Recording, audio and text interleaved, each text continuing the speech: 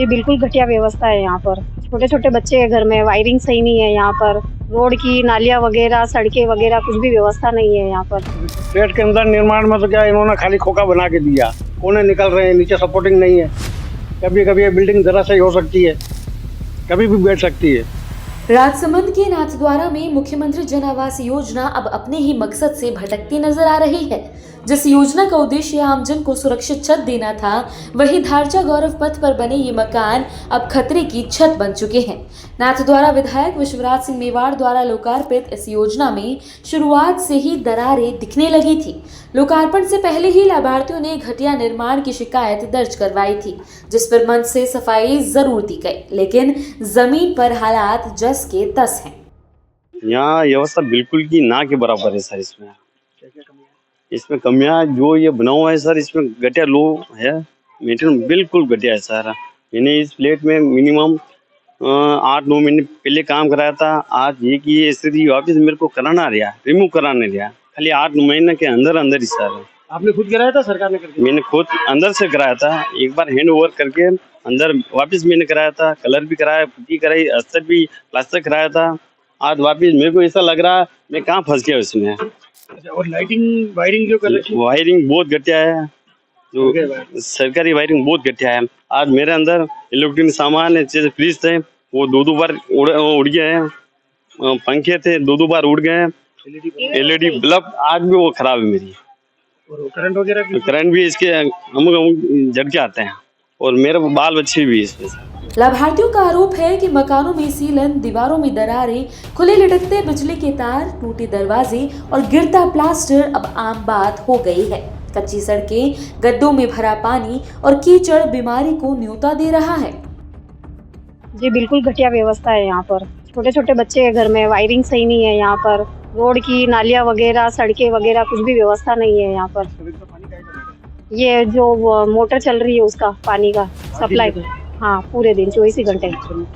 मच्छर तो पूछो ही मत। लाइटिंग व्यवस्था किस तरह? लाइटिंग व्यवस्था आधी चल रही है, आधी चल ही नहीं रही है रोड की। नगर पालिका वाले आगे देखते हैं? जी आते कब? नगर पालिका नहीं, बिल्कुल नहीं आते।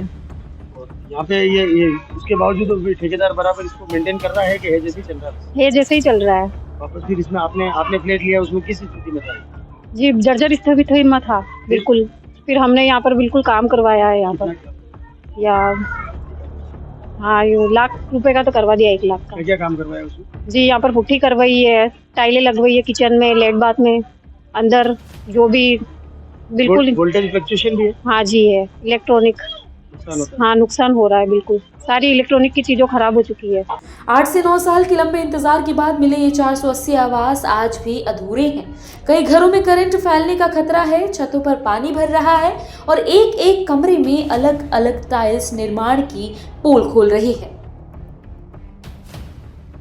मैं इस ब्लॉक नंबर 5 फ्लैट नंबर 104 में रह रहा हूँ। मेरे नाम से निकला है और निवेदन है प्रशासन से कि यहाँ पर जो सुविधा दी है उनको बनाकर वो परिपक्व नहीं है, पूरी तरह से सुविधा नहीं दी है। सफाई व्यवस्था तो ये हालात देख लो आप, कैमरा उधर घुमा, भले हरिजन का अभाव है, इधर की तरफ और पीछे की तरफ भी यही हालात है।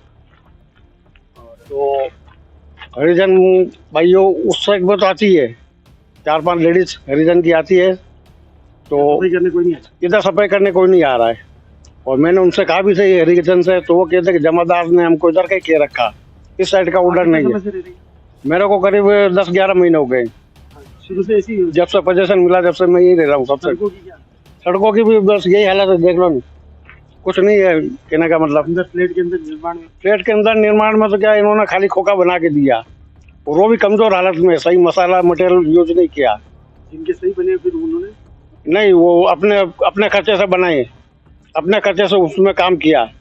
मैंने भी कुछ किया है थोड़ा बहुत। बिल्डिंगों की हालत कैसी है? बिल्डिंगों की हालत तो ये देखो कि ये कोने निकल रहे हैं, नीचे सपोर्टिंग नहीं है।